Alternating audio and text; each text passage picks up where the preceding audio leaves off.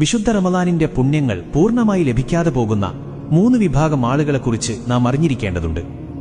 1. നോമ്പുണ്ട്, പക്ഷേ നിസ്കാരമില്ലാത്തവർ. നോമ്പനുഷ്ഠിക്കുമ്പോഴും നിസ്കാരത്തിൽ വീഴ്ച വരുത്തുന്നവർക്ക് ഈ പുണ്യമാസം നഷ്ടമാകുമെന്നാണ്. കാരണം പരലോകത്ത് അല്ലാഹുവിങ്കൽ ആദ്യം വിചാരണ ചെയ്യപ്പെടുന്ന കർമ്മം നിസ്കാരമാണ്. നിസ്കാരമില്ലാത്ത നോമ്പ് ആത്മാവില്ലാത്ത ശരീരം പോലെയാണ്. 2. പരദൂഷണവും ഏഷണിയും പറയുന്നവർ. ജനങ്ങൾക്കിടയിൽ പരദൂഷണവും ഗീബത്ത് ഏഷണിയും പറഞ്ഞു നടക്കുന്നവർ സൂക്ഷിക്കുക.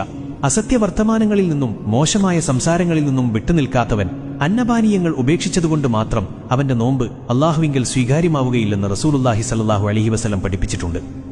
3. മാതാപിതാക്കളോട് പിണങ്ങിക്കഴിയുന്നവർ.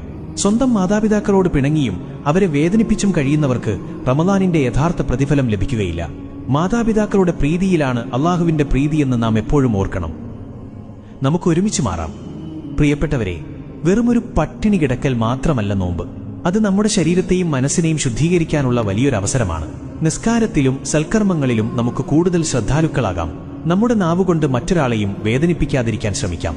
മാതാപിതാക്കളോടും കുടുംബത്തോടും എപ്പോഴും ചേർന്ന് നിൽക്കുക. ഈ അറിവ് നിങ്ങളിൽ മാത്രം ഒതുക്കാതെ നിങ്ങളുടെ സുഹൃത്തുക്കളിലേക്കും പ്രിയപ്പെട്ടവരിലേക്കും എത്തിക്കുക. നിങ്ങൾ വഴി ഒരാൾ നന്മയിലേക്ക് വരുന്നത് നിങ്ങൾക്ക് ലഭിക്കാവുന്ന ഏറ്റവും വലിയ പുണ്യമായിരിക്കും. ഈ പുണ്യമാസത്തിലെ സുകൃതങ്ങൾ പൂർണ്ണമായി നേടിയെടുക്കാൻ അല്ലാഹു നമുക്ക് തൗഫീക്ക് നൽകട്ടെ. ആമീൻ. അസ്സലാമു അലൈക്കും വറഹ്മത്തുള്ളാഹി വബറകാതുഹു.